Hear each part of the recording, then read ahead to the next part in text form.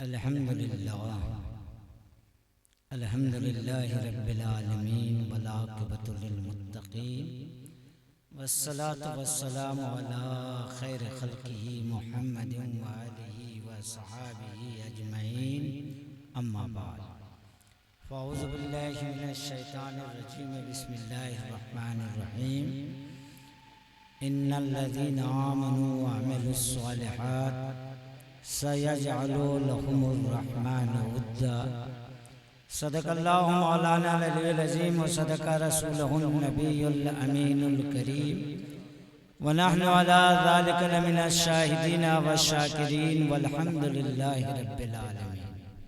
मोहतरम हज़रात, कुरान मुक़द्दस की बहुत ही मशहूर व मारूफ आयत करीमा तिलावत करके अपने आप को मुशर्रफ किया है।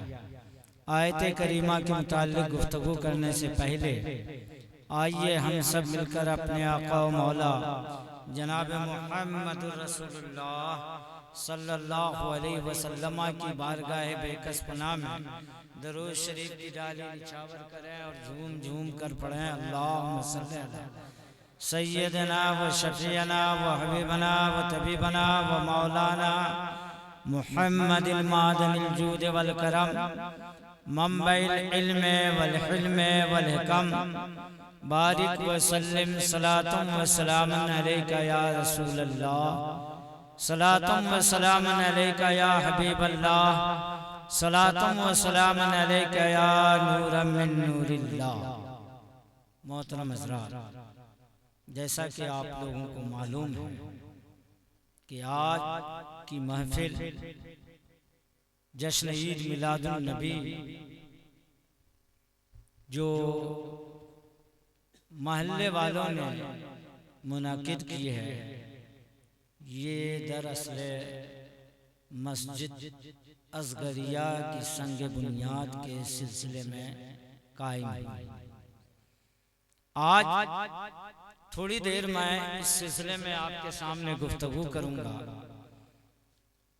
कि अलहाज मंजूर अहमद साहब ने मुझे दावत दिया और कहा कि हमारे महल्ले के एक मुखीर हज़रत बहुत ही नेक सीरत नेक सूरत, अब वो क्यों ना हो नेक सीरत व नेक सूरत, जिन्होंने अपनी कीमती ज़मीन अल्लाह के लिए वक्फ किया और मस्जिद के लिए दिया, जिनका नाम नामी इसमें गिरामी आशिक अली साहब।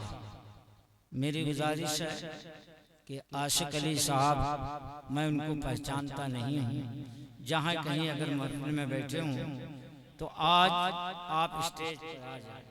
माशाअल्लाह माशाअल्लाह, लोगों ने तो पहले ही उनका स्वागत कर दिया।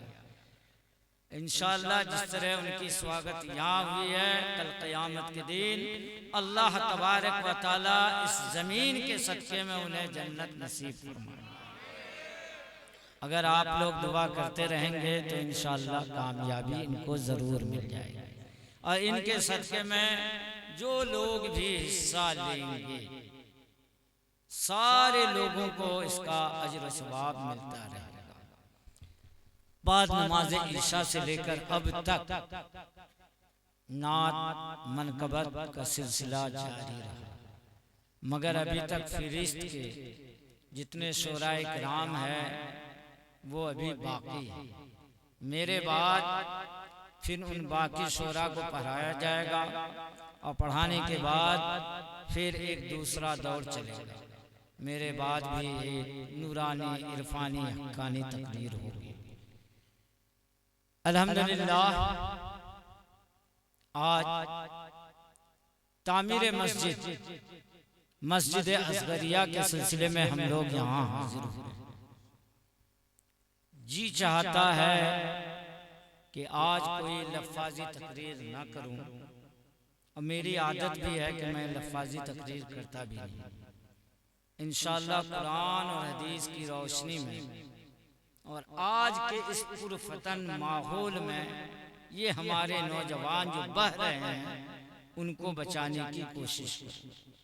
अगर ये बच गए तो यही कौम के तामीर का सबब बनेगा। यही नौजवान आने वाले दिनों में वाकई हमारे लिए एक बेहतरीन रहनुमा और रहबर बनकर उभरेंगे और दीन की डोरी इन्हीं के हाथ में है। बिलखुसूस हमारे मुहिब्बे ग्रामी अलहाज मंजूर अहमद साहब के साहबजादे सरफराज भाई, जो कभी कभी दीन के सिलसिले में हमसे तबादला ख्याल करते रहते हैं तो नौजवान मगर अल्हम्दुलिल्लाह दीनी जज्बा रखते हैं। अब मेरी ख्वाहिश यही है कि इस महल्ले के जितने नौजवान हैं सारे नौजवानों के दिलों में इसी तरह के ख्यालात होंगे। शर्त यह है कि उनकी कोई रहबरी व रहनुमाई करने वाला हो।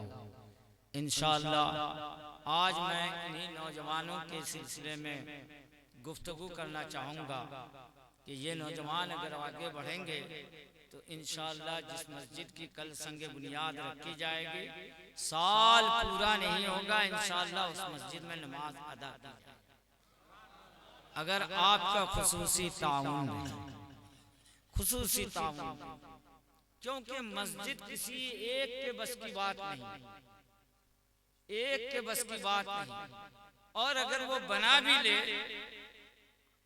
तो सिर्फ अकेले ही अजर व सवाब पाएंगे, लेकिन चाहिए कि लोगों को शरीक करें, दूसरे को उसमें हिस्सा लेने का मौका दिया जाए। आइए इस सिलसिले में एक वाक़या। बलख एक शहर है ईरान, ईरान के शहर का जो बादशाह था, वो बादशाह जो ईरान के शहर का बादशाह है, और आप जानते हैं तामीरी कामों में जितना अच्छा कारीगर ईरान का होता है, ताजमहल को ले लीजिए, जामे मस्जिद को ले लीजिए, ये सारे के सारे कारीगर ईरान से लाए गए, ईरान से। तो तामीरी सिलसिले में जितना वहां के कारीगरों का हिस्सा है, शायद दुनिया में कहीं ऐसा कारीगर न पैदा होता, क्योंकि वहां के लोगों में इमारत बनवाने का शौक बहुत ज्यादा है और उम्दा से उम्दा इमारत वो लोग बनवाया करते हैं। तो बलख का बादशाह ने ऐलान किया कि हमारी सल्तनत में जितने अच्छे कारीगर हैं, बेहतरीन इमारत बनाने वाले हैं, उन सारे कारीगरों को, उन सारे लोगों को मेरे यहाँ जमा किया जाए। तो जब ये ऐलान हुआ तो लोगों ने, वजीरों ने अच्छे अच्छे कारीगरों को चुनकर उनके दरबार में लाकर हाजिर किया। जब सारे कारीगर इकट्ठा हुए हजारों के तादाद में, तो उन्होंने ऐलान किया कि ऐ लोगों, आज तक हमने क्या पाया, क्या खोया, क्या खाया, इसका हिसाब किताब न कर सके। अब मेरी तबीयत चाहती है कि मैं एक मस्जिद की तामीर कराऊं, ताकि वो मेरी आखिरत का सबब बन जाए, निजात का बेहतरीन जरिया बन जाए। मैं एक मस्जिद तामीर कराना चाहता हूँ और ये भी ऐलान करता हूँ कि वो मैं अपनी जाती रकम से तामीर करूँ, उसमें किसी का एक रुपया चंदा नहीं लूंगा, एक रुपया भी चंदा नहीं लूंगा। क्या आप सब के सब तैयार हैं? लोगों ने कहा ठीक है, आपकी तबीयत है, आप चंदा लें तो बेहतर है, ना ले तो भी कोई हर्ज नहीं है, लेकिन अगर मस्जिद की तामीर हो रही है तो मस्जिद की तामीर होनी चाहिए और आप एक मस्जिद बेहतरीन बनाएं। कारीगरों को उन्होंने दावत दिया, सारे कारीगर इकट्ठा हुए, कई बीघा जमीन दिखलाने के बाद कहा इसमें एक खूबसूरत मस्जिद तामीर की और अपनी जाती रकम से तामीर करना शुरू किया। तामीर करना शुरू किया, बुनियाद रखी गई। अब मस्जिद की कुछ इमारतें अब उठने लगी। लोगों के दिलों में ख्याल पैदा हुआ, इतनी अच्छी मस्जिद तामीर हो रही है, काश के 10-20 रुपया मैं भी चंदा दे देता तो शायद मेरा भी कुछ हिस्सा उसमें आ जाता और यही मेरे लिए निजात का बेहतरीन जरिया बनता। लेकिन बादशाह ने ऐलान कर दिया है कि मैं किसी का चंदा नहीं लूंगा। मैं अपनी जाती रकम से इस मस्जिद को तामीर करूंगा। उसी मोहल्ले में एक लकड़हारा था जो लकड़ियां जाकर के जंगल में जाकर लकड़ियां काटता और बाजार में लाकर फरोख्त करता। उस लकड़हारे के दिल में ये पैदा हुआ, ख्याल पैदा हुआ, काश इस मस्जिद की तामीर में मैं भी कुछ हिस्सा ले लेता ताकि मेरे लिए भी निजात का बेहतरीन जरिया बन जाता। लेकिन कैसे हिस्सा ले और किस सूरत में हिस्सा ले?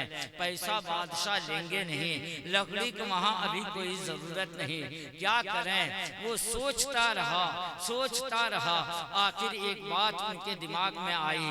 वो दिमाग में क्या बात आई कि वो 11 ईंट खरीदा, अपनी रकम से 11 ईंट को खरीदा और खरीद कर गया, जंगल में गया, लकड़ियां काटा और उन लकड़ियों के ढेर में एक एक ईंट को छुपा दिया और एक एक बोझा में वो ईंट छुपाकर उस गधे के ऊपर लाद दिया और गधा को हकाना चालू किया और बोझा ऐसा बांधा, लकड़ियों को ऐसा बांध कर रखा था अगर लकड़ियां गिर जाए तो वो रस्सी टूट जाए और वो लकड़ियां वो वहां जाकर तितर बितर हो जाए, लकड़ियां गिर जाए।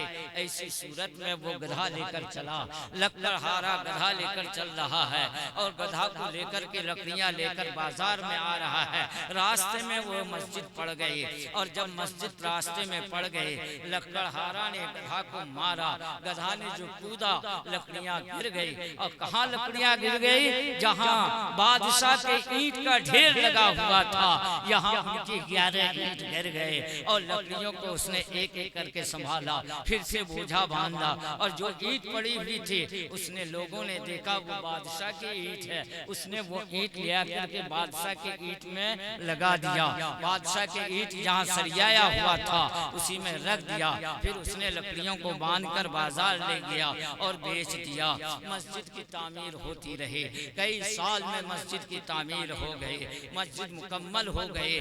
मस्जिद में ऐलान कर दिया कि फला दिन काजी शहर आएंगे और मस्जिद में नमाज अदा करेंगे, सारे लोग यहाँ नमाज अदा करने के लिए आ जाएं। और सारे लोग मस्जिद में नमाज अदा करने के लिए चले गए। काजी शहर के जरिए से मस्जिद की इफ्तिताह भी हो गई, मस्जिद के इफ्तिताह हो गई, नमाज अदा किया गया, जुमा की नमाज अदा की गई है। सारे लोग खुश खुर्रम होकर घर चले गए। बादशाह ने भी नमाज अदा की और जब बादशाह ने नमाज अदा की, रात को बादशाह सो रहे हैं। जब बादशाह रात को सोए, सोने के बाद उन्होंने एक ख्वाब देखा। क्या ख्वाब देखा? कि अल्लाह के प्यारे रसूल की प्यारी हदीस है, मम बना लिल्लाहि दारन बनल्लाहु लहू जन्नह फिल जन्नह दारन, कि जो कोई अल्लाह के लिए अल्लाह के घर की तामीर करता है, अल्लाह तबारक व तआला उसके लिए जन्नत में एक इमारत बनवा देता है। जो इमारत उसका ठिकाना हुआ करता है वो बना। हदीस करीमा बुखारी मुस्लिम तिरमिजी में मौजूद है। ये हदीस करीमा है कि जो कोई अल्लाह की रजा के लिए घर बनाता है तो अल्लाह ताला जन्नत में उसका बेहतरीन घर बनवा दिया करता है। बादशाह ने ख्वाब देखा। क्या ख्वाब देखा? कि अल्लाह तबारक व तआला ने अपने फजल करम से उन्हें जन्नत नसीब फरमाया। अब ये जन्नत में दाखिल हुआ तो जन्नत में दाखिल होने के बाद वो जन्नत का मुआयना कर रहा है। अचानक हुजरे में लिखा हुआ देखा कि बादशाह का नाम लिखा हुआ है, इसमें बल्ख के बादशाह का नाम लिखा हुआ है और बादशाह के नाम के नीचे एक लकड़हारे का भी नाम लिखा हुआ है। लकड़हारे का नाम देखा, इन्हें बड़ा ताज्जुब हुआ कि मेरे नाम के नीचे लकड़हारे का नाम कहाँ से आ गया, लकड़हारे का नाम कैसे आ गया? उसने तो मस्जिद के तामीर में कोई हिस्सा नहीं लिया, आखिर कैसे आ गया? यकीनन हो सकता है किसी न किसी तरह उसने मस्जिद के तामीर में हिस्सा लिया हो। यही वजह है कि मेरे नाम के नीचे उसका नाम आ गया। बादशाह आखिर जाग उठा जब सवेरा हुआ और उसने सारे लोगों को बुलाया, यहाँ तक कि उस लकड़हारे को बुलाया और लकड़हारे को बुलाने के बाद ये कहा बादशाह ने, ऐ लोगों, मैंने तुम लोगों के सामने ये ऐलान किया था कि इस मस्जिद की तामीर में मैं किसी का चंदा नहीं लूंगा, लिहाजा कोई चंदा ना दे। तुम लोगों ने नहीं दिया होगा। कहा नहीं दिया है, मगर मैंने आज रात एक ख्वाब देखा है और उस ख्वाब में अल्लाह ने मुझे जन्नत नसीब फरमाया और जन्नत के महल में मैंने एक दरवाजा दर देखा, एक महल देखा है और उस महल में लिखा हुआ मेरा नाम, और मेरे नाम के नीचे इसी मोहल्ले के एक लकड़हारे का नाम लिखा हुआ है। वो लकड़हारा कौन है, उसको खड़ा किया जाए। अब वो लकड़हारा कांपने लगा, या अल्लाह मेरा पोल तो खुल गया, कहीं ऐसा न हो कि बादशाह मुझे सजा दे दे, मुझे सजा दे दे। ऐसी सूरत में हाँफता कांपता वो किसी तरह से खड़ा हुआ। उसने कहा बादशाह सलामत, मैं ही वो लकड़हारा हूँ। कहा तुमने मेरी मस्जिद की तामीर में किसी तरह हिस्सा लिया था? कहा हाँ बादशाह सलामत, हमने हिस्सा लिया। वो कैसे लिया? हमने तो तुम्हें मना किया था। कहा उसकी सूरत हमने निकाली थी, लकड़ी में हमने ईंट को रख लिया था और अपने गधा को वहाँ धक्का मारा, लकड़ी का बोझा गिर गया, उसमें से ईंट निकल गई, तो मैंने वो ईंट तुम्हारी ईंटों में सरिया दिया था और उसके बाद लकड़ियाँ ले आकर मैंने भेज दिया था। और जब ये कहा बादशाह सलामत रोने लगे और फिर ऐलान किया, ऐ लोगों, हमने तुम लोगों से जन्नत को महरूम कर दिया था, जन्नत से महरूम कर दिया था। आज मैं ऐलान करता हूँ, जिसको जो हो सके इस मस्जिद में तामीर हो या कोई और काम हो, हिस्सा लेते रहो, क्योंकि जन्नत देना मेरे बस की बात नहीं, खुदा का काम है। खुदा अगर किसी को जन्नत दे तो मेरे बाप का क्या जाता। इसलिए ऐ लोगों, मस्जिद की तामीर में अगर तुम हिस्सा लेना चाहते हो तो हिस्सा लो। इसका अजर कोई बादशाह नहीं देगा, इसका अजर अल्लाह ताला देगा, अल्लाह अजर देगा। हम और आप कौन होते हैं? अगर हम 10, 20 रुपया, 100, 50, 2000, 4000 देकर मस्जिद के तामीर में हिस्सा लें तो मस्जिद का एक कोना तामीर हो सकता। 10 ईंटा दे दिया, मस्जिद का एक कोना तामीर हो जाएगा। तामीर जब हो जाए, मस्जिद बन जाएगी, तो इसका अजर अल्लाह देगा। बेशक बादशाह ने ऐलान फिर कर दिया कि मैंने बहुतों को महरूम कर दिया है। ऐ लोगों, ये मेरी नादानी थी कि मैंने मना किया था। मैंने अल्लाह का फजल करम देख लिया है, देने वाला खुदा है। जिस तरह से जो हिस्सा ले सके मस्जिद की तामीर में लीजिए और अपने लिए जन्नत में घर बनाइए। बेशक घर बनाइए। मैं मुबारकबादी पेश करना चाहता हूँ जनाब आशिक अली साहब कि जिन्होंने अपनी कीमती जमीन देकर आज किसको प्यार हर आदमी।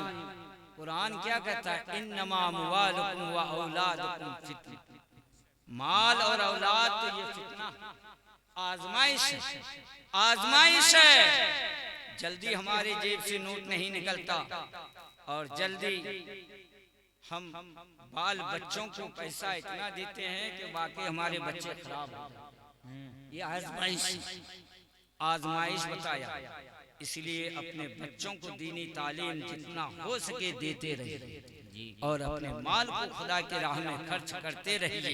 यही माल आपके लिए निजात का जरिया बन जाए, निजात का जरिया बन जाए। तो इंशाअल्लाह फिर इसी मौजू पर मैं आऊँगा, लेकिन आज चंद बातें मैं आपसे कहना चाहता हूँ। आज हमारा नौजवान बिल्कुल बिगड़ता हुआ जा रहा है, इसलिए कि आज ये मोबाइल की दुनिया है। देखिए दोस्तों, मोबाइल को बदनाम करना बेकार है, इसलिए कि मोबाइल बहुत काम की भी चीज़ है, इसको काम में लाना चाहिए। मोबाइल काम की चीज़ है, काम में लाइए तो बड़े काम की चीज़ है, और अगर नहीं तो ये एक बेहतरीन खिलौना है, और इस खेल में जो बहक जाए तो बहक जाता है, अपनी जिंदगी को तबाह बर्बाद कर देता है। इसलिए पहले जमाने के बूढ़े कहते थे, क्या कहते थे कि बच्चों को घरों से बाहर न जाने दो, कहीं ऐसा ना हो कि बिगड़े हुए लड़कों के साथ बिगड़ ना जाए। और आज के बूढ़े क्या कहते हैं कि बच्चों को अकेले बैठने मत दो, कहीं वो मोबाइल देख करके बिगड़ ना जाए। बच्चे तन्हाई में रहेंगे तो न जाने कहां से कहां पहुंच जाएंगे। इसलिए आज के जो बूढ़े कहते हैं कि बच्चों को मोबाइल ना दो, अगर दो तो सबके सामने वो चलाएं, ऐसा नहीं कि तन्हाई में चलाकर वो कहां से कहां चले जाएं, वो बिगड़ ना जाएं। इसलिए मेरे दोस्तों, इस माहौल में आज हमारे नौजवानों को रहबरी करने की जरूरत है कि वो नौजवान आगे बढ़ें और मस्जिद की तामीर में, मदरसों के तालीम के सिलसिले में लोगों को आगे बढ़ाएं, रग़बत दिलाएं। इंशाअल्लाह अगर ये काम करते रहेंगे तो आने वाले दिनों में हमारे बच्चे भी इसी काम को अंजाम देते रहे। आज हमारे बच्चे मोबाइल चलाते, न जाने कौन सा, माँ भी आजकल वही है। क्या कहा, बच्चों से जान छुड़ाने के लिए माँ भी कोई ना कोई ये लगा के दे देती कि आप बच्चा मोबाइल में मस्त रहे ताकि हमको दूसरा काम करने के या कोई बात भी। अब बच्चा वही मोबाइल पाकर जिस बच्चा को 3 साल में आपने मोबाइल दिया तो 4 साल 5 साल की उम्र में जाते जाते न जाने कहां से कहां। आज हम लोगों का ये हाल है, सिवाय फोन करने के कुछ नहीं आता। और अपने बच्चों को दीजिए तो आपको बताएंगे अब्बू आपको ये नहीं आता, ये नहीं आता, ये नहीं आता जी। तो आप मजबूर होकर यही कहेंगे बेटा मुझको जो जरूरत है मैं उतना ही सीख लिया काफी जी, उससे ज्यादा हमें जरूरत नहीं है। लेकिन मोबाइल बहुत काम की भी चीज है, जरूरत है काम में लाने की। बोला मोबाइल दे करके बच्चों को मत बिगाड़िए। आज हमारा बच्चा मोबाइल लेकर बिगड़ जाता है, लेकिन कभी आपने सोचा फिलिस्तीन का बच्चा जो मोबाइल देखता है तो ये नहीं देखता है, वो देखता है कि रिमोट कंट्रोल कैसे चलाना है, यहाँ से बम को हमें कैसे उड़ाना है, किसी के बम को हमें कैसे अपने आप को बचाना है। वहाँ के बच्चे बम से बचने की वो सीखता है, वहाँ के बच्चे बम चलाने के लिए तरीका सीखता है, वहाँ के बच्चे दुश्मनों पर हमला करने का तरीका सीखता है। आज हम में कोई ऐसा बच्चा है जो इस तरह का कोई फन सीखे? नहीं नहीं, हमारा बच्चा स्कूल भी पढ़ता है तो भी बिगड़ जाता है, मदरसा पढ़ता है तो भी बिगड़ने की कोशिश करता है। इसलिए अपने बच्चों को दीनी तालीम दीजिए और उसकी सच्ची रहनुमाई कीजिए। और आज इस नौजवानों को और खासकर हमारे हम उम्र लोगों को ये कहना चाहता हूँ कि ऐ लोगों, हमारी उम्र आधी से ज्यादा कट गई है। आधी से ज्यादा क्या, बल्कि हम मौत का इंतजार कर रहे हैं, कब मौत आ जाए कोई खबर नहीं है। आज कुछ लोग कहते हैं ये बूढ़ा है, इनका पांव तो कब्र में लटक रहा है। आपने कभी आंधी तूफान के जमाने में देखा है पका हुआ आम पेड़ पे रह जाता है, टुकड़ा गिर जाता है। किसकी कब मौत होगी कोई भरोसा नहीं है। अपने मौत को सामने रखते हुए कुरान और हदीस की तालीम पर अमल करते हुए और आइए मस्जिद के दरवाजे को अपना लो, मस्जिद को अपना मस्कन बना लो, मस्जिद को अपनी बेहतरीन जगह बना लो। अल्लाह के प्यारे रसूल सल्लल्लाहु अलैहि वसल्लम की प्यारी हदीस है, हजरत अब्दुल्लाह बिन अब्बास रज़ियल्लाहु ताला अन्हुमा से मरवी है। मुस्तफ़ा जान रहमत सल्लल्लाहु अलैहि वसल्लम ने इरशाद फरमाया, जो बंदे मोमिन 2 रकात नमाज या 2 से ज़ायद नमाज़ ईशा की बाद अदा कर ले, यानी नफल नमाज जो ईशा के बाद, ईशा की नमाज के बाद 2 या 2 से ज़ायद नमाज अदा कर लेता है, यानी 4 रकात अगर पढ़ लेता है तो अल्लाह तबारक व तआला उस बंदे मोमिन को रात भर नमाज पढ़ने का सवाब अता फरमाता है। बेशक बेशक बेशक, सुभान अल्लाह, सुभान अल्लाह, रात भर नमाज पढ़ने का सवाब अता फरमाता है। ये हमारे मस्जिद बाबा बदरुद्दीन देख लीजिए, शक्ल सूरत कितनी अच्छी है माशाअल्लाह, मगर हमको लगता है कि नमाज के पाबंद, रोजे के पाबंद हो, और अगर नहीं है तो अल्लाह से दुआ कीजिए कि सौम और सलात के पाबंद। आमीन। शक्ल सूरत से किसी मौलाना से कम लगते हैं, बाबा हैं मौलाना से कम नहीं लगते हैं।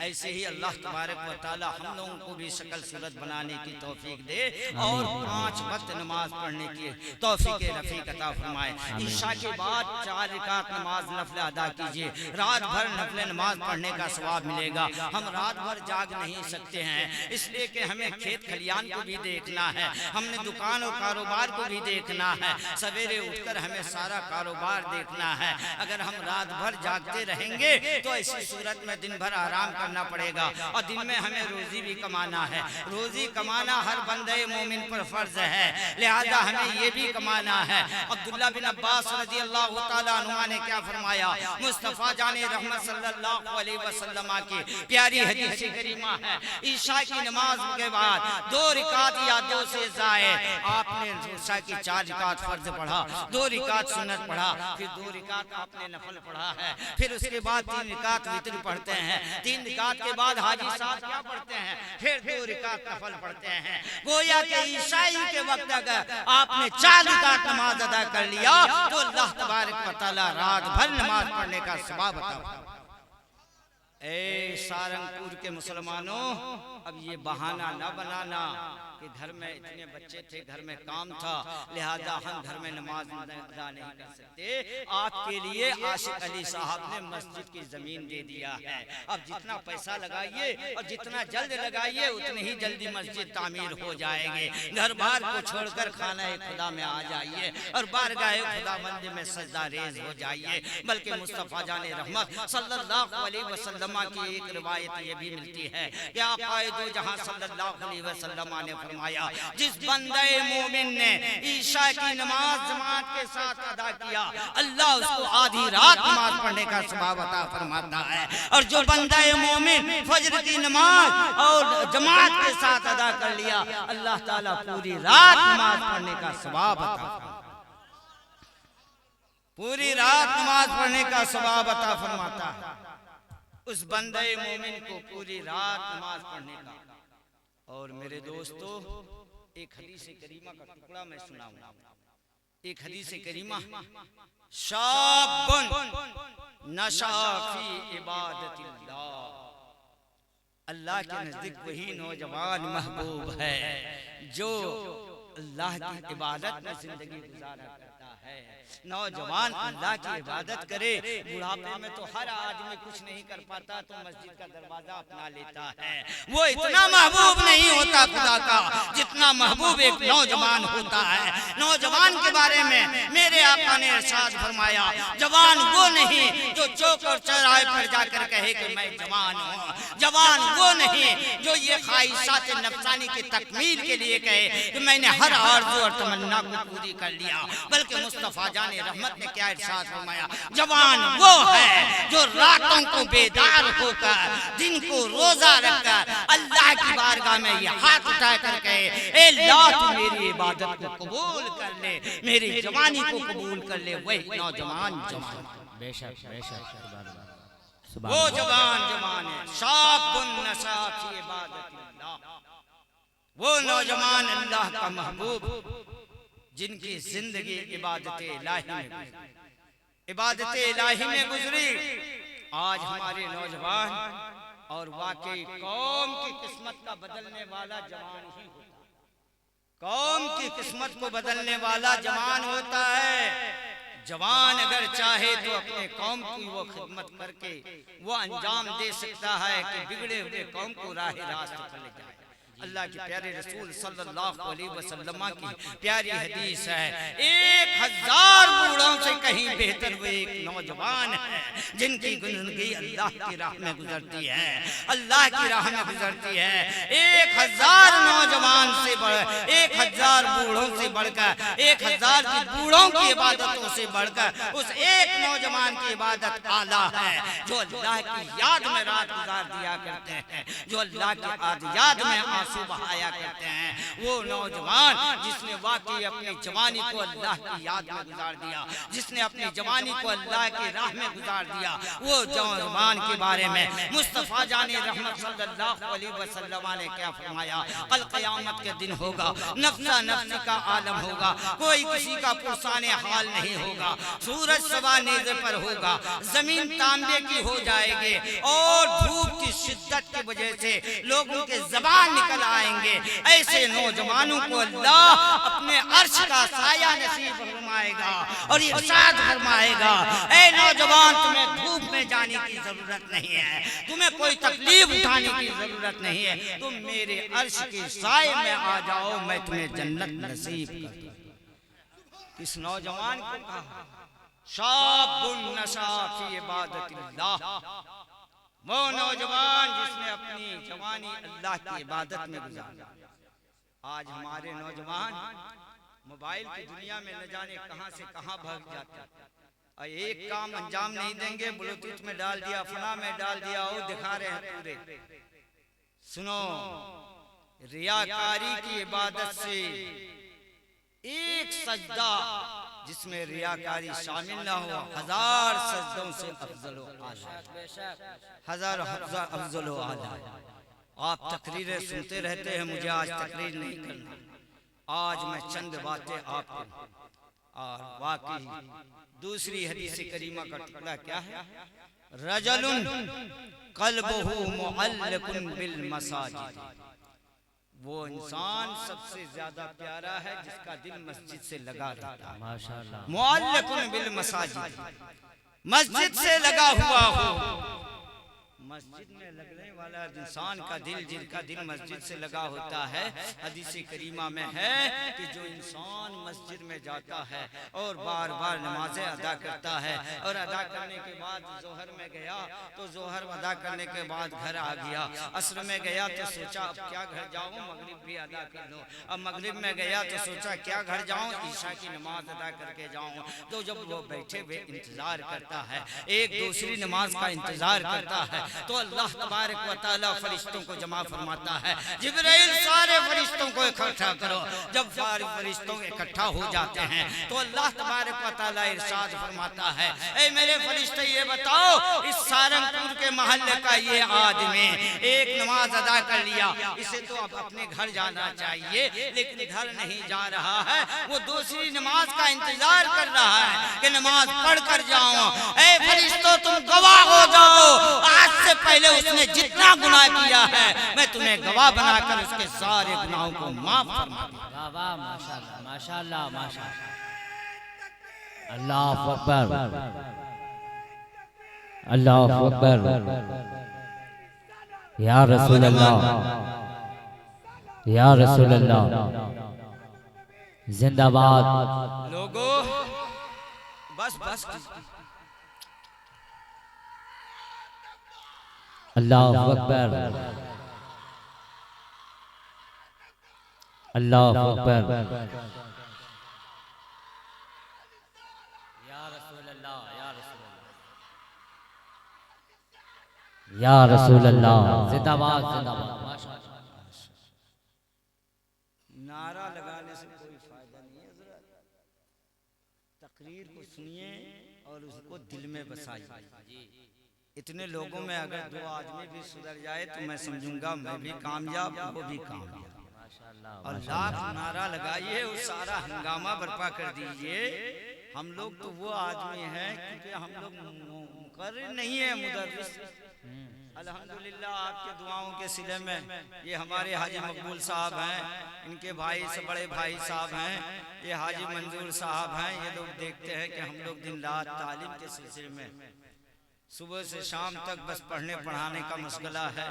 यही वजह है कि दिन में हम लोग बहुत कम वक्त दे पाते हैं। ये हमारे हाजी साहब की मोहब्बत है, हाजी मंजूर साहब की, ये इनकी मोहब्बत, इनके भाइयों की मोहब्बत। और सबसे बड़ी बात है ये आशिक अली साहब, ना मुझको देखा ना मैंने इनको देखा, इनकी मोहब्बत में कि इन्होंने अल्लाह की राह में जमीन दे दिया और मस्जिद के लिए दिया है।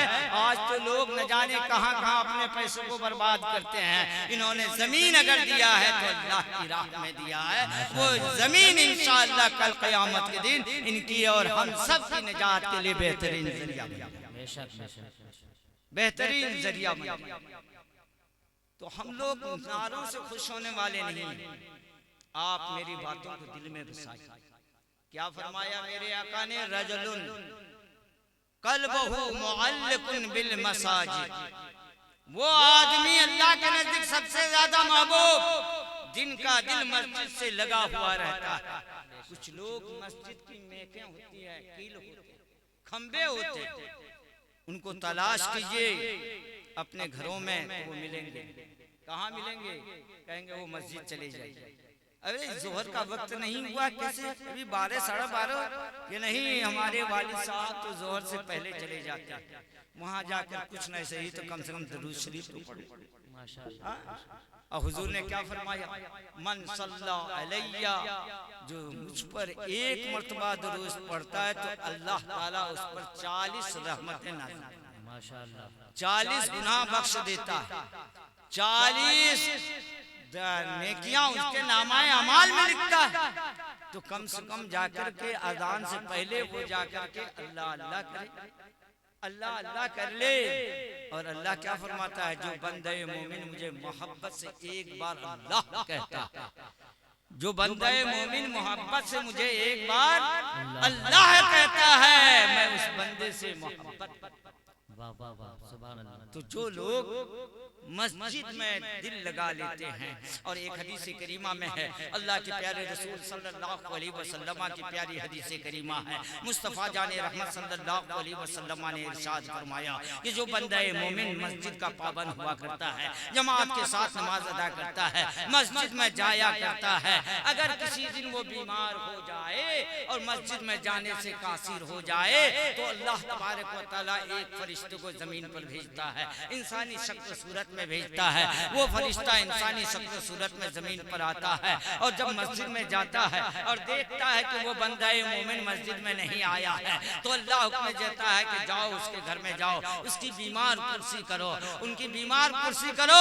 तो वो फरिश्ता अब उनके घर जाता है, लोगों से पूछता है कि फला साहब का घर कहाँ है, हाजी मकबूल साहब का घर कहाँ है, आशिफ भाई का घर कहाँ है, हाजी साहब का घर कहाँ है, हाजी जमाल साहब का मकान कहाँ है, हाजी मंजूर साहब का मकान कहाँ है। लोगों ने बता दिया फला जगह घर है, वो फला जगह उनका मकान है, वो उनके घर गए हैं। जाकर पूछते हैं अब हाजी साहब घर में हैं, आप कौन है? अरे मैं मस्जिद का एक नमाजी हूँ। किसी ना किसी आदमी की शक्ल में हो लेता है, वो मैं मस्जिद का एक नमाजी हूँ, 3 दिन से देख रहा हूँ हाजी साहब अभी मस्जिद में नहीं जा रहे हैं। कहा हाजी साहब तो बीमार पड़े हुए हैं, वो जाते हैं। कहा मैं हाजी साहब से मिलना चाहता हूँ। हाजी साहब के लिए जहाँ मिलने के लिए चले गए, और जब हाजी साहब ने मिलने के लिए गए, उनसे खबरो खैरियत पूछा।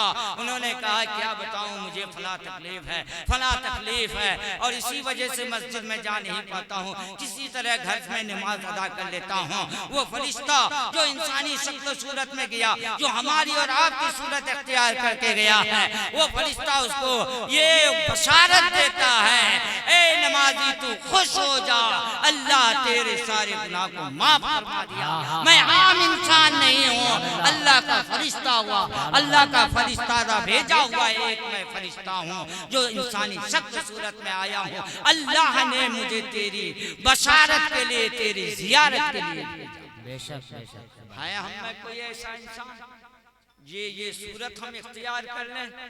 तकरीरें आप बहुत सुनते हैं, आज मुझे तकरीर नहीं करनी।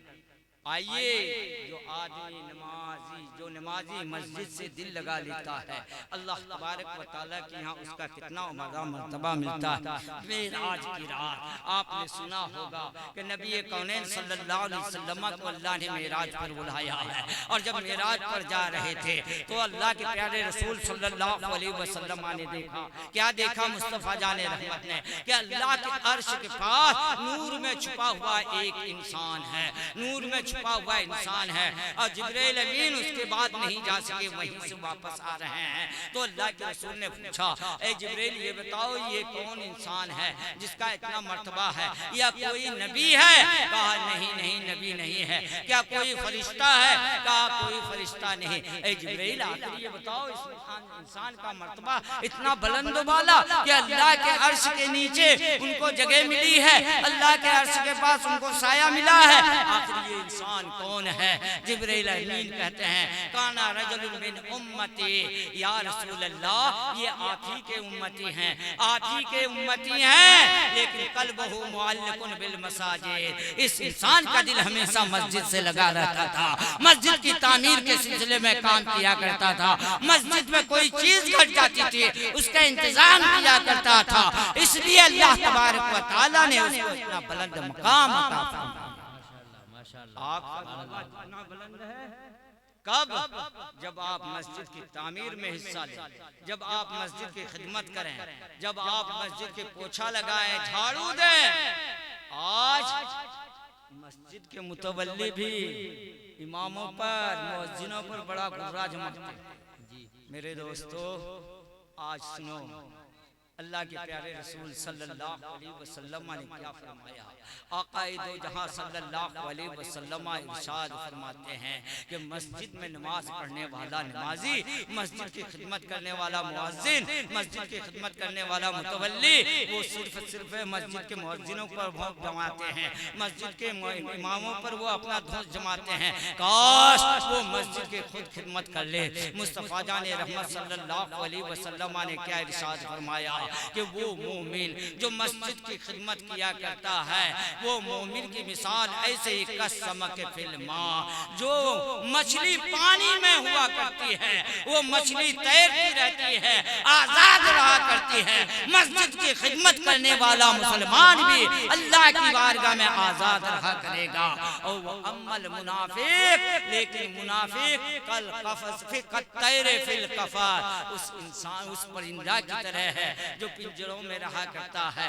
आज इमाम साहब कहते हैं हम लोगों से कि हजरत क्या बताया जाए, जुमा की नमाज होती है और जुमा की नमाज होने के बाद आप देखिएगा 2 रकात नमाज जो ही खत्म हुई, मस्जिद के दरवाजे पर इतनी भीड़ लगी होती है कि धक्का धक्का तक हो जाता है। वो सोचता है पहले हम निकल जाएं, पहले हम निकल जाएं, पहले हम निकल जाएं। ठीक है, हो सकता है कि किसी की जरूरत हो, वो निकल रहा है अपनी जरूरत के तहत, लेकिन हाल क्या है कि मस्जिद से निकला, सामने दुकान पर बैठ के चाय पी रहा है, अपने घर नहीं गया। हो सकता है बच्चा बीमार हो इसलिए जल्दी जाना चाहता हो सकता है बीवी की कोई जरूरत हो उसकी पूरी करना चाह रहा हो, इसलिए नहीं निकला है, वो सिर्फ चाय पीने के लिए निकला है, धक्का देकर जा रहा है। ए मेरे दोस्तों सुनो सुनो, आकाए दो जहां सल्लल्लाहु अलैहि वसल्लम ने क्या फरमाया, खैरुल अमाकिन बैतुल्लाह, दुनिया की जगहों में अगर कोई बेहतरीन जगह है तो अल्लाह का घर है, और दुनिया की जगहों में अगर बदतरीन जगह है तो वो बाजार है। आज हमारा क्या हाल है, बाजार से हमें ज्यादा मोहब्बत है, अल्लाह के घर से हमें कम मोहब्बत है। सच बात है, सच बात है।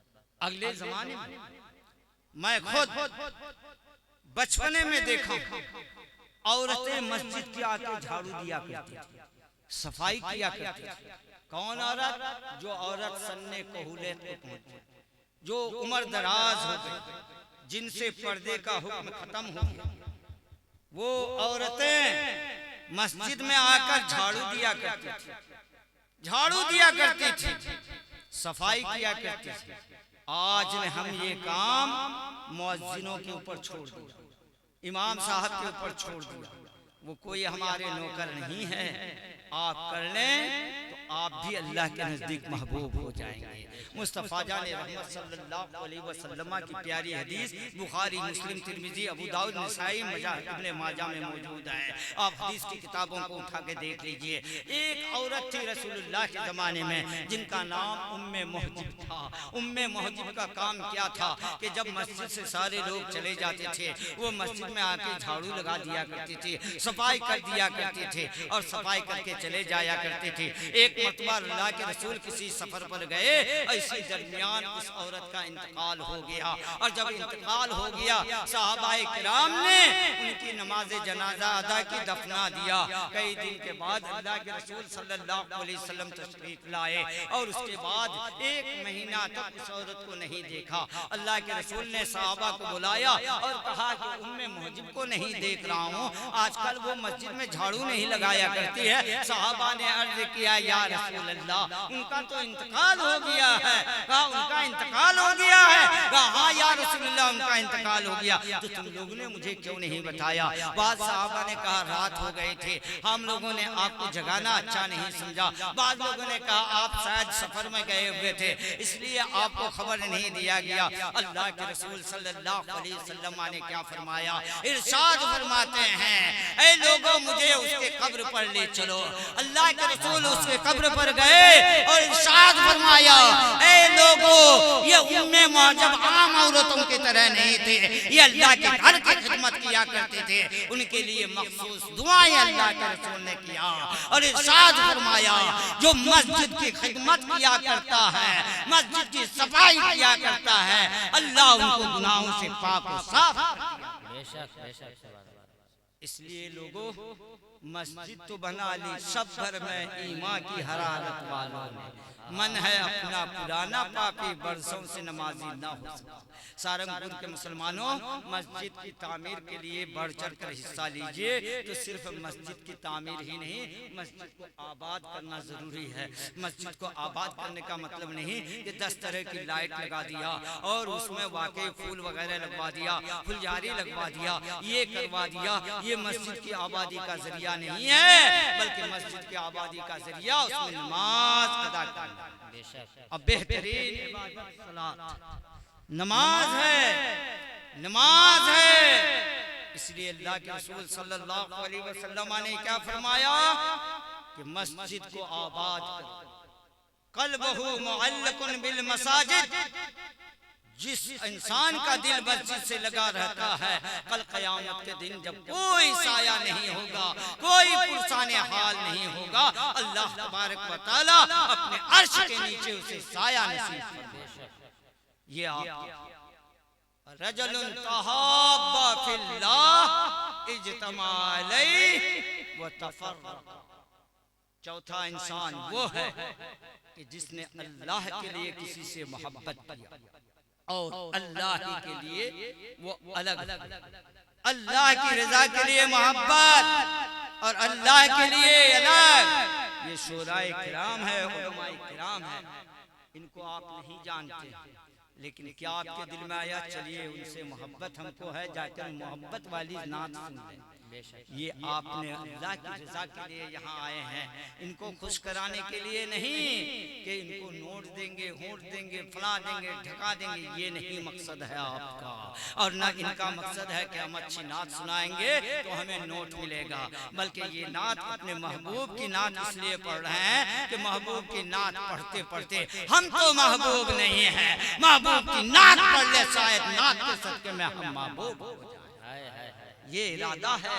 तो आप इन लोगों से मिलने आए हैं, अल्लाह की रजा के लिए आए हैं। मन क्या रजुलुन तहाब्बा फिल्लाह, किसी से मोहब्बत है। हदीस करीमा में है, अल्लाह के प्यारे रसूल सल्लल्लाहु अलैहि वसल्लम ने इरशाद फरमाया, क्या इरशाद फरमाया अल्लाह के रसूल ने? अल्लाह के रसूल ने इरशाद फरमाया, हदीस करीमा में है, एक इंसान चला, आप जानते हैं, आपने यहाँ नाम सुना मौलाना गुलाम रब्बानी का, आपने मौलाना रिजवान साहब का और नसीम साहब का, फना का नाम सुना, फना का नाम सुना। आप इस मोहल्ले के नहीं हैं, दूसरे मोहल्ले के हैं। और जब दूसरे मोहल्ले के हैं, इनकी मोहब्बत में यानी अल्लाह की मोहब्बत में आ गए हैं, इनकी नात सुनने के लिए, इनकी तकरीर सुनने के लिए। तो ऐसी सूरत में जब आप घर से चले हैं, और जब घर से चले हैं, अल्लाह तबारक व तआला एक फरिश्ते को भेजा, वो इंसानी शक्ल में होकर बीच रास्ते में खड़े हो गए और कहा, हाजी मकबूल साहब कहाँ जा रहे हैं? कहा, वो वहाँ जलसा हो रहा है ना, वहाँ एक बहुत बड़े अल्लामा आए हैं, वहाँ एक बहुत बड़े शायर आए हैं, उनकी नात सुनने के लिए जाता हूँ ताकि अल्लाह के रसूल की मोहब्बत हमारे दिलों में भी जाग जाए, अल्लाह की मोहब्बत हमारे दिलों में भी जाग जाए, इसलिए मैं जा रहा हूँ। मुझको उनसे मोहब्बत है। कहा, किस सिलसिले में? क्या उसने तुम से कर्जा लिया है? क्या उसको तुमने कर्जा दिया है? कर्जा लिया हो, कर्जा दिया हो, या उनसे तुमने कर्जा लिया हो, कोई ऐसी सूरत है? क्या वो तुम्हारे रिश्तेदार है? क्या वो तुम्हारे खानदान के हैं? क्या तुम्हारे ऊपर, उनके ऊपर तुम्हारा कोई कर्जा है जो लेने के लिए जा रहे हो? कहा, नहीं नहीं, ये सब बात कुछ नहीं है, बल्कि किस लिए जा रहे हो? इसलिए जा रहा हूँ कि वो अल्लाह का नेक बंदा है, वो नेक बंदा है, उनसे मिलूंगा, उनसे मोहब्बत करूंगा, क्योंकि वो अल्लाह का महबूब है। जब उनसे मोहब्बत करूंगा तो अल्लाह तबारक व तआला के वो फरिश्ते जो इंसानी शक्ल सूरत में आए हैं, इरशाद फरमाते हैं, ए आदमी, मैं कोई इंसान नहीं हूँ, बल्कि अल्लाह ने मुझे भेजा है, और मैं इसलिए आया हूँ कि मैं सोच रहा हूँ कि तेरा इम्तिहान ले लूँ। अल्लाह ने मुझे तेरे इम्तिहान के लिए भेजा है। वाकई तू मोहब्बत करता है उस शख्स से, अल्लाह ताला तुम्हें इस मोहब्बत के सिले में तुम्हारे गुनाह को भी माफ फरमाएगा, तुम्हारे लिए जन्नत नसीब है। हम में बहुत अगर कोई ऐसा बन जाए तो वाकई वो इंसान कामयाब। और आज के हमारे नौजवान कान खोल कर ये मसला सुन, अल्लाह के प्यारे रसूल सल्लल्लाहु अलैहि वसल्लम की प्यारी हदीस, रजुलुन, एक ऐसा इंसान, इतातहु इमरातुन ज़ातु हसबिन व नसबिन फ़क़ाला इन्नी अख़ाफ़ुल्लाह। एक ऐसा इंसान कि जिसको किसी औरत ने दावत गुनाह दी। नौजवान मेरे कान खोलकर सुन, किसी औरत ने दावत गुनाह दिया, और कौन औरत? ज़ातु हसबिन व नसबिन, वो बड़ी ऊंचे खानदान की औरत थी और एक रिवायत में है ज़ातो हुस्निन व जमाल, बड़ी खूबसूरत। वो खूबसूरत औरत ने उसको दावत गुनाह दिया, लेकिन वो नौजवान कहता है इन्नी अखाफुल्लाह, ए मेरी बहन, तुमने जो दावत गुनाह दिया है, वो तुमने जो दावत गुनाह दिया है, जी तो चाहता है गुनाह कर लूं, लेकिन मैं अल्लाह से खौफ खाता हूँ, मैं अल्लाह से डरता हूँ, अल्लाह का डर मेरे दिल के अंदर मौजूद है, मैं गुनाह का काम हरगिज नहीं कर सकता। अल्लाह ने ऐसे काम को मना फरमाया है, इसलिए मैं नहीं कर सकता हूँ। रजलुन दातो इमरातुन ज़ातो हसबिन व नसबिन, वो ज़ातो हसबिन व नसबिन फक़ाला इन्नी अख़ाफुल्लाह, वो कहता है मैं डरता हूँ, इसलिए ए औरत मैं वे काम हरगिज नहीं कर सकता हूँ, इसलिए कि उसके दिल में इबादत का मज़ा है, इजाबत की हलावत है। वाकई ईमान की भी एक हलावत हुआ करती है, जिनका ईमान पुख्ता होता है, गुनाहों से पाक व साफ होता है, उनको पूछिए, वो कहते हैं कि ईमान का एक हलावत है, ईमान का एक मज़ा है। इसी तरह इबादत का भी एक मज़ा हुआ करता है। इबादत जो इंसान करता है उनको वाकई इबादत करने ही में मज़ा आता है। नमाज बेहतरीन इबादत है, नमाज की हलावत अलग है, नमाज का मज़ा कुछ और है। नमाज आप घर की मस्जिद घर में पढ़िए, उसकी हलावत कुछ और है, मोहल्ले की मस्जिद में पढ़िए, उसकी हलावत कुछ और है, जामे मस्जिद में पढ़िए, उसकी हलावत कुछ और है, और जाकर के अगर वाकई नमाज पढ़ने का मौका मिल जाए, सेहने हरम मिल जाए, तो नमाज की हलावत कुछ और हो जाती है। जन्नतुल बकी मिल जाए तो उसकी हलावत कुछ और। इबादत गुजारों से जाकर ये हमारे हाजी साहब और दीगर हजरात होंगे, ये हमारे बाबा हैं, इनसे जाकर पूछिए। हाजी साहब ये माशाअल्लाह मैं नहीं जानता हूँ, माफ कीजिएगा, ये हमारे हाजी साहब है, इनसे जाकर पूछिए कि वहाँ जाने के बाद वो जन्नतुल बकी और वहाँ जो वो क्या कहते हैं उस जन्नत की कियारी में नमाज पढ़ने का क्या लुत्फ़ आता है, वहाँ जाकर के पूछिए। तो हर चीज़ की हलावत का मज़ा अलग अलग है। रोज़ा रखने का मज़ा अलग है, रोज़ा खोलने का मज़ा अलग है, घर में रोज़ा बच्चों के साथ खोलिए तो उसका मज़ा कुछ और है, दोस्तों और अहबाब के साथ खोलिए तो उसका मजा कुछ और है, मस्जिद में जाकर अल्लाह के वलियों की सोहबत में बैठकर खोलिए तो उसका मजा कुछ और है, और जाकर के हरम शरीफ में जाकर रोजा खोलिए उसका मजा कुछ और है, मस्जिद नबवी और वाकई गुंबद खजरा के छांव में जाकर रोजा खोलिए उसका लुत्फ कुछ और। हर इबादत का मजा अलग है। तो वो इंसान दात हो इमरातुन ज़ातो हसबिन व नसबिन फ़क़ाला इन्नी अख़ाफुल्लाह, ऐ लोगों में अल्लाह के खौफ से डरता, अल्लाह से मैं डरता हूँ, अल्लाह से खौफ करता हूँ, मैं बुरा काम। औरत ने दावत दी, हुस्न उनके कदमों के सामने, लेकिन ऐसे हुस्न को उसने ठोकर मारकर अल्लाह का खौफ अपने आप को दिलाया, उस औरत को भी दिलाया। तू भी डरो, इसका मतलब सिर्फ औरत के लिए, मर्द के लिए नहीं है। और अगर किसी औरत को कोई मर्द अगर दावत गुनाह दे, वो औरत कहती है इन्नी अख़ाफुल्लाह, उसका भी मकाम यही हुआ करता है।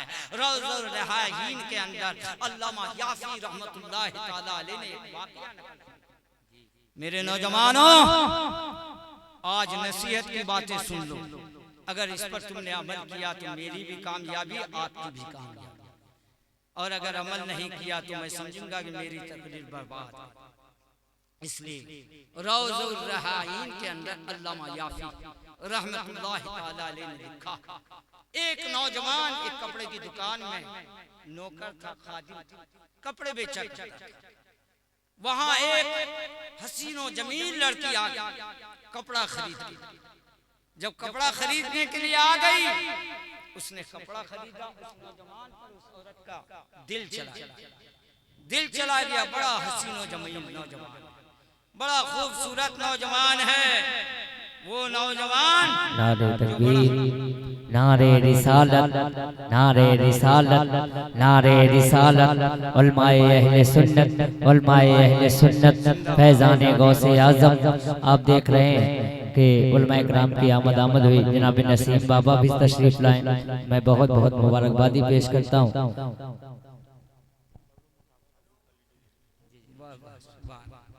ये देखिए उलमाए किराम का जम्मे गफीर है, शोराए जाम का जम्मे गफीर। अल्लाह की बारगाह में दुआ है कि अल्लाह ताला हम सबको इन लोगों के पीछे पीछे चलने की तौफीक रफीक अता फरमाए। ये सब के सब हमसे इल्मो अमल दोनों में बढ़कर हैं। किसी को इस दौर में हकीर मत समझो। अल्हम्दुलिल्लाह जहाँ जो है वही अपने वक्त का वली कामिल है।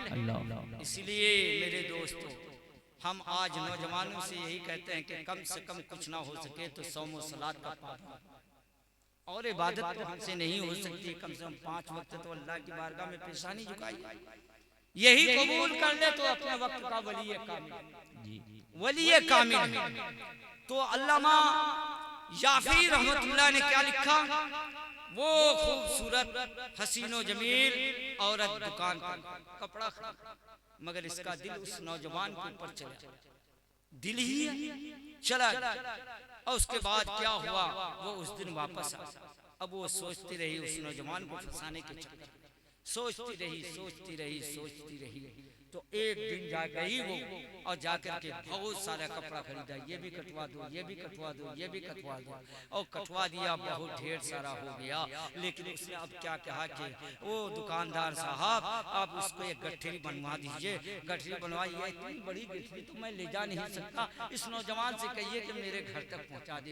किसके दिल में क्या है कौन जाने, मालिक नहीं जान पाया था कि इसके दिल के अंदर क्या छुपा हुआ है, वो नहीं जान गया था। इसलिए उसने उस नौजवान को लगा दिया, जाओ ये कपड़े की गठरी उनके घर तक ले आके पहुंचा दो। वो नौजवान गया, आगे उलझ जा रही है, पीछे नौजवान घर के अंदर दाखिल हुए और दाखिल होने के बाद उस औरत ने बाहर से कुंडी लगा दी।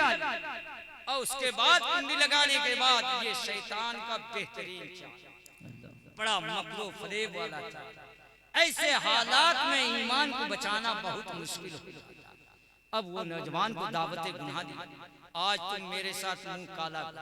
वो नौजवान कहता रहा, मैं हरगिज ये काम नहीं कर सकता हूँ। यहाँ तक कि वो औरत वो आधा बरहना हो गई और ऐसी सूरत में उस नौजवान को दावत देती रही।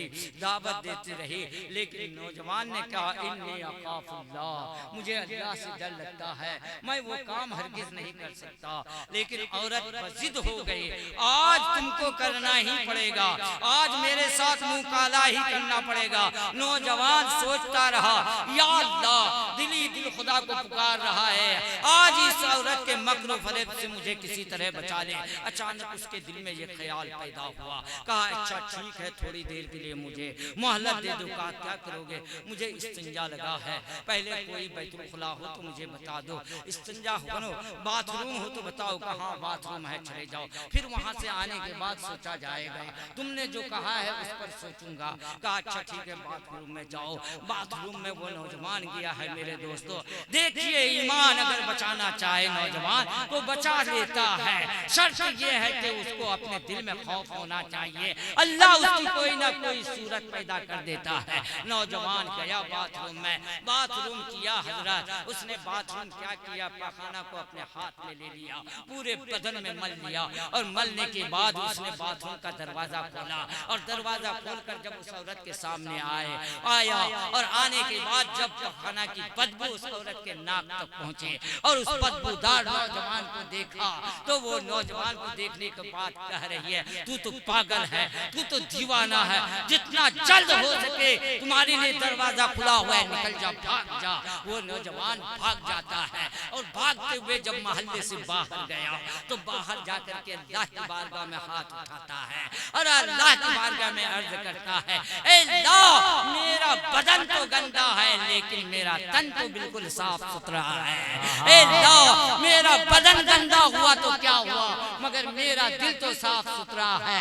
वो आगे गया, नहर था वहाँ नहाया धोया, और नहाने धोने के बाद वो नौजवान जब जाता है कपड़े की दुकान में तो अब उसके बदन से मुश्क की खुशबू निकलती है, मुश्क की खुशबू आती है। पहले बदबू थी, अब वही बदबू को ईमान बचाने की सूरत में अल्लाह ने मुश्क से बदल दिया है। जब उस नौजवान की मौत होती है और उन्हें कब्र में दफन किया जाता है तो यही खुशबू उसके कब्र से निकल रही है। अब लोग मिट्टी लेकर जा रहे हैं। रवायत में आता है कि उस नौजवान का नाम मुगीरा मुश्की था, मुगीरा था, लेकिन अब उस तारीख से लोग उसको मुगीरा मुश्की कह देते हैं, मुगीरा मुश्की कहते हैं। मेरे दोस्तों, ए मेरे नौजवानों, अगर हुस्न को देखकर तुम पागल और दीवाना हो गए तो अपने हाथ से ईमान को तुमने बेच दिया है। और अगर ईमान बचाने के लिए सोचोगे अल्लाह कोई ना कोई रास्ता निकाल देता है। वो नौजवान जिसने अपने ईमान को भी बचाया, अपने आप को भी बचाया, और अल्लाह ने उसको उसके कब्र में ये सिला दिया कि उसके कब्र से मुश्क जैसी खुशबू निकलती रही।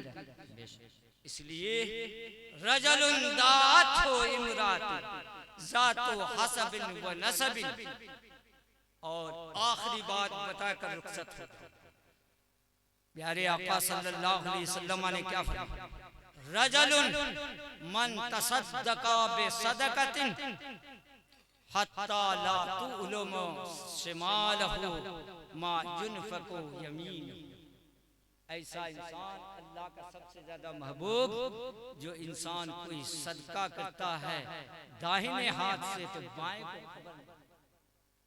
मस्जिद की तामीर में आपने हिस्सा लिया, दाहिने हाथ से दिया। मन तसद्दका बिसदकत, जिसने सदका किया कैसे कि ला तुलमु हत्ता ला तुलमु यमीन शिमालहु मा युनफकु यमीन।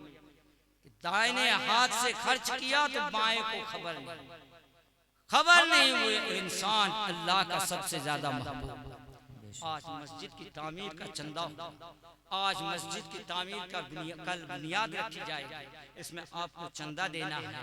लेकिन अब इस हदीस से तो आता है बातनी सदका ये अफजल, लेकिन नबी करीम सल्लल्लाहु अलैहि वसल्लम एक जंग के मौके पर देखिए जाहिरी सदका देना भी बुरा नहीं, जाहिरी भी सदका दिया जा सकता है। आज इस हदीस करीमा जो बातनी है ये ईमान के ऊपर है, और अगर आप बातनी भी दे रियाकारी दिल में हो तो वो भी सदका बर्बाद बेकार है। और जाहिरी दें और रियाकारी ना हो, वो सदका भी कल क़यामत के दिन आपकी सिफारिश। मेरे आका ने क्या फरमाया? अल्लाह के रसूल सल्लल्लाहु अलैहि वसल्लम का ज़माना है, एक जंग में जाने के लिए आपने कहा चंदा। सहाबाए किराम से ऐलान फरमाया चंदा दो। एक सहाबी रसूल खड़े हुए, उसने कहा या रसूलल्लाह इस जंग के लिए मैंने इतनी चंदा दिया, इतना चंदा दे रहा हूँ। अल्लाह के रसूल सल्लल्लाहु अलैहि वसल्लम ने कबूल फरमाया और इरशाद कर क्या फरमाया? मन सन्ना सुन्नतन हसना फलहु अजरुहा। ऐ लोगों, जो कोई इस्लाम में कोई अच्छा तरीका राइज करता है अल्लाह उसको अजर अजीम अता फरमाता है। आपने मस्जिद की तामीर के लिए चंदा दिया, रियाकारी की वजह से नहीं। हाजी मंजूर ने चंदा दिया इसलिए कि मोहल्ले वाले भी मेरे देखा देखी दे। अब मोहल्ले वाले ने इन्होंने 1000 दिया तो 1100 किसी ने दिया, किसी ने 1200 दिया, किसी ने 2100 दिया, किसी ने 3100 दिया। इनकी नीयत क्या थी? मेरे देखा देखे अगर मस्जिद के चंदा बढ़ जाए तो इससे बढ़कर और क्या हो सकता है? रियाकारी का साहिबा नहीं है। आपने चंदा दिया है, लोगों को हौसला दिलाने के लिए दिया है और दिखा कर दिया है। तो ये चंदा देने वाले जितना देंगे उसका सवाब पहले देने वालों को मिलता है। बेशक बेशक पहले देने वालों को मिलता है। इसलिए मेरे दोस्तों, कल मस्जिद की तामीर, इसलिए आप लोग बढ़ चढ़ कर हिस्सा लीजिए। बातें तो बहुत कहनी थी, लेकिन उलमाए किराम यहाँ तशरीफ फरमाए, शोरा एज़ाम का भी एक दौर नहीं, इसलिए मैं अपनी बातें यहीं पर खत्म करता हूँ और आप सबसे माजरत चाह करके इंशाअल्लाह मैं अपनी तकरीर को ख़त्म करता हूँ। अस्सलामु अलैकुम व रहमतुल्लाहि व बरकातहू।